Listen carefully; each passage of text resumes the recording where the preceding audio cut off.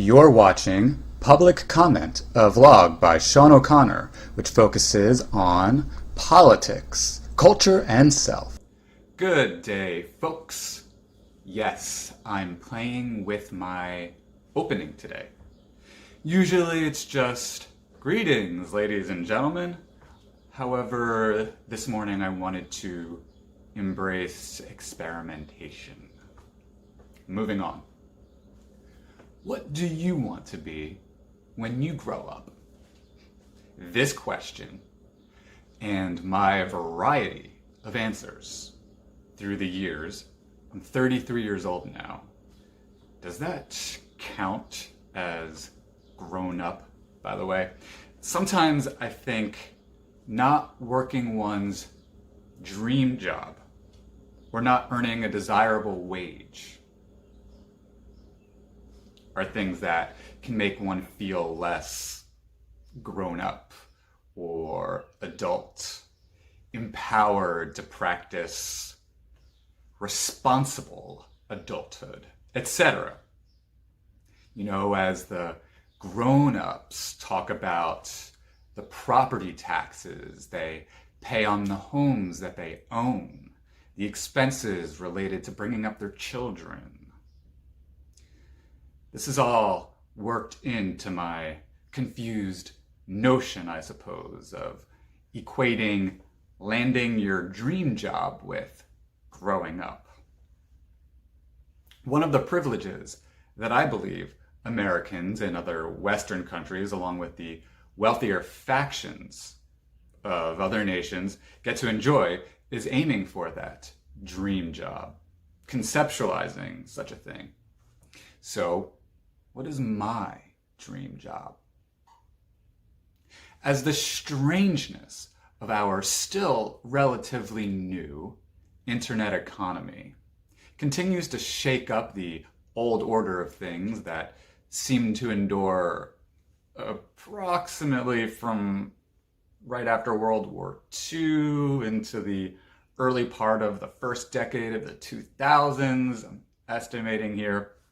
And as a millennial contemplating this changing marketplace, the notion of a job worth putting all my effort into capturing has quite boggled my mind. For example, intellectually speaking, since it is the case that I tend to think about and approach questions in what some might characterize as an academic way, I did think seeking a job in academia was an entirely logical route for me. With over 2 years of experience as a writing tutor under my belt, as they say, you'll notice I like to do that a lot, those as they say kinds of things, and a lovely 3.9 GPA, graduate school into professorhood seemed like a natural progression of what I'd already been doing. However, academia's prospects, as I've scoured Indeed.com and Glassdoor.com, and as I've heard the insiders illustrate the budgetary bleakness of prospects, even for those armed with a PhD under their belts. And as the revolutionary abundance of information and resources for digital productivity available on the internet seem only on the uptick, I'm not sure as a long-term investment that the depths of academia seem so wise, at least not for me. So I've been troubled over the question of where I'm supposed to look for a job. How exactly am I supposed to look? And all these questions related to that experience. Obviously, I could render my college education, which I poured my very life and soul into, perhaps to excess, we might argue. I wouldn't want to render it utterly useless, right? And just dive back into some easy retail position where I won't make much money unless I rise to the top in management, but that just simply doesn't interest me. That reminds me of something someone told me recently. He said, "You young people have to be happy." That's how he put it, as opposed to just finding work. But why not, right? YOLO, as they say. Did they still say that? I don't know. I don't claim to be hip and cool and with it, or whatever term they're using, swag. I don't know. I just am not that cool. I do not desire to waste my life negating and denying the depths of my soul, engaged in activities that mean only a simple means to an end. If there is a God, which I speculate there is, what an insult to it. By it, I mean God, because I will not call God a he or a she, as I don't think God is a sexist or a person. I think it would be an utter insult to God to ignore one's potential, soul, and dreams. Okay then, so what the hell do I want to do with myself? Oh, perhaps you've heard this story of mine by now. By the time I was 10 years old, I thought I wanted to be an actor, screenwriter, and a movie producer. In the years that followed, I idolized Meryl Streep, John Travolta, Tom Hanks, among the other actresses and actors.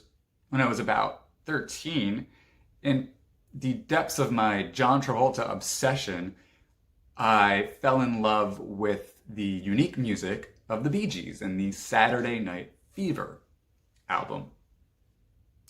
You know, it's funny, I recently asked a handful of my coworkers if they'd seen Saturday Night Fever, and would you believe it? Only one out of the handful had. And I just felt like it was back in my old middle school days when I was the only one who was in love with and obsessed with the Bee Gees. Everybody else in those days was into, I believe, Britney Spears and Eminem, neither of whom I could find myself relating to. Anyway, I found myself wanting to do, and I was roughly 6th grade. I want to say it was 1998 about. I wanted to do what the Bee Gees did, write songs. So this became my new dream. Now, I couldn't sing or play a musical instrument, so as opposed to writing songs, I would write lyrics and therefore just be a poet. As I got in college, though I was mostly wanting to be a poet, I would go through these phases where I wanted to be a novelist instead, going back and forth. I dropped out of college thinking somehow I could make it as a rich and famous writer of some sort. And then I got more specific and thought, no, I want to be a philosopher like Nietzsche or Schopenhauer. Of course, not one who would get a university degree. No. I was too cool for that. And then I wanted to be a politician. And around that time, that was when I decided to go back to college. And that's when I decided, no, actually I want to be a documentarian. And I thought, no, I want to be a journalist. No, I want to be a political commentator. And then I wanted to do this, and then I wanted to do that. My point is this. I've contemplated many possible jobs through the years. And I've just struggled to really stick to one. It's one of those things that I've been widely criticized for by those who I'm closest to. Of course, some of you might actually be able to relate to this, as we now live in what is considered for some a gig economy. So, unless you're relatively young and have a job in the STEM fields, you may likely find yourself forced to learn how to juggle and integrate a number of jobs just to pay your bills. In this context, the swirl of job prospect confusion worth injecting a deep personal investment into, I think that's understandable. Anyway, so goes the story and context of my contemplations regarding dream job over the last few decades. What about now? Now I have a bachelor's degree. With that, what do? What do I want to do? What do I really want to do? Would you find me narcissistic and vain if I said this? Well, hey, people buy Charles Bukowski books. He wrote this way, just jotting down what he thought, essentially. Only he tended to glamorize misogyny, alcoholism, poverty, etc. So I have to believe this could be more marketable than that, as I strive to project a more, shall we say, constructive, positive, healthy worldview. That kind of context as I try to identify what I think and share it all with you, talking to you about my thoughts. Of course, I do realize not everyone can become what they call a YouTube star. I'm not trying to dilute myself. I get the percentages, I get the competition, all these things. In fact, I've been trying to better understand the mysteries of this form of success. I've plunged myself into research, specifically on the question of how vlogs and blogs manage to become widely shared. Some tips WordPress rather ambiguously suggests: be interesting, important, funny. Of course, what does all that mean? By the way, I'm just not funny. I cannot be funny. I may have told you this before, but it does seem to be a genetic defect on my part. Anytime I make someone laugh, it always seems to have been a pure accident. Moreover, and perhaps this explains it, I don't really enjoy trying to be funny. Not that I don't enjoy those who do. It's a pleasure working with and socializing with such people, but it's simply not me. I have a serious disposition. To be clear, it's not as though I'm depressed or depressing or melancholy or incapable of smiling. In fact, and I don't know if you can tell, but I actually tend to be in a good mood most of the time. So what do I mean by serious anyway? Less so than serious, I suppose. Overall, I simply just tend not to joke a lot. More so than a lack of joking even than... It would be more so a lack of joking than what I would call extreme impersonal seriousness. That and I always tend to be in the depths of my psychological and philosophical evaluations of things. And I don't mean that in an arrogant or pretentious way, just the thoughts that occupy my mind. Like, for example, do I agree with workplace policy? If not, it tends to annoy me and I try to conceptualize a better policy. For example, take the community college where I work.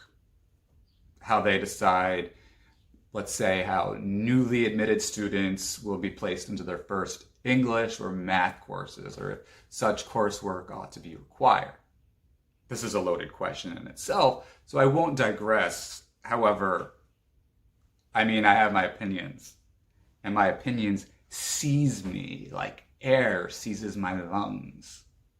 So perhaps more so than serious, I would say I'm extremely opinionated and passionate about my opinions. The opinion page tends to be my favorite page in the newspaper. For a while, I was an opinion page editor for the College Voice, so I suppose that much adds up. Then with respect to the question of what kind of job out there I desire, then first and foremost, I want a job where my opinions count. One of the most miserable aspects of working in retail is that my opinions counted for nothing. In fact, I felt as if I counted for nothing. Since I was paid, for example, severely little, I think a whole $10.50 an hour in my prime with a random and inconsistent number of hours per week was about right. Another example, customer, they tell you, is always right. That's just far from true. Sometimes the customer's right, sometimes the customer's wrong. Not that I fail, by the way, to appreciate doing all one can to make one's customer happy. I do believe in exceptional customer service, but not at the expense of being insulted, being treated like a robot, not being worth a, hello, how are you today? And just turning into a receptacle for the customer's anxiety to get out of the store as quick as possible and lodge their sometimes irrational complaints at you. Maybe because a coupon was expired, for example, but they demanded it be honored anyway. Meanwhile, they're on their cell phones, treating you as if indeed you're literally just a transactional machine. I tried to articulate my beliefs in a setup where about how we could work in a place where cashiers could preserve a bit more dignity. Alas, that wasn't taken so seriously. And I'll give you an example of how little management cared, though the story is actually not about me, but someone I worked with. He was in charge, one of the supervisors at this grocery store. His name was Bob. May he rest in peace. An older man, I think either close to his 80s or in his 80s, and he'd given his life to this grocery store company. And Bob had some ideas on how the store might improve its operations. So he wrote it all out in an 8-page letter. That is what he told me anyway, and gave it to the man who owned this chain of grocery stores. The man never so much as acknowledged reading it, despite how high up Bob was and all the years he'd given to this grocery store company. So, if at all possible, I do not ever want to work for such an arrogant, disinterested company ever again. Opinions, if they are backed by facts and logic, ought to at least count for something, such as basic respect. And I'm not saying I'd rather be on the streets. That's not my point. We do what we must in this life. I get that. But to the degree which we can identify and strive for what we most deeply want, I'm stating as much for the record. The WordPress article also says to be important. I'm not sure I know how to be important, at least not in your eyes, though I do know at least what's important to me. And in fact, I try to treat that which I view as important with the utmost importance. I'll give forms of that word important a rest for now. Ha ha. You see, I try to be slightly funny here. Didn't say I was going to succeed, but I get credit for trying. That's why I try to read and take notes on the news every morning. What of consequence is occurring in the world? Even when things don't appear to affect me directly. Take the abortion question, for example, right? As I'm not a woman, and thank God, knock on wood, my wife and I don't appear to be embedded in a scenario right now where we have to address the question. It still affects the society I live in. And I do believe in the well-being of society, that it, in fact, impacts the well-being of the individual, even if it's beyond the scope of his or her recognition. Unless you choose to be totally oblivious, of course, which, by the way, I've done before and regret. And I don't mean to suggest that not having an X amount of knowledge on the news necessarily means someone is oblivious. That would be unreasonably and rudely presumptuous on my part. Though, I would say this. Getting back to the whole YOLO issue. If you only live once, will you make the most of your look at the world, at the universe? Will you see it with as much depth and understanding as you can?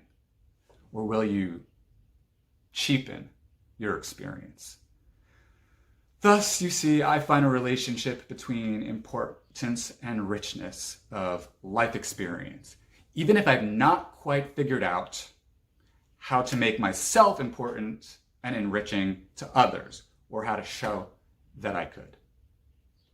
Thank you so much, ladies and gentlemen, for your time. Have a lovely day. I will talk to you tomorrow.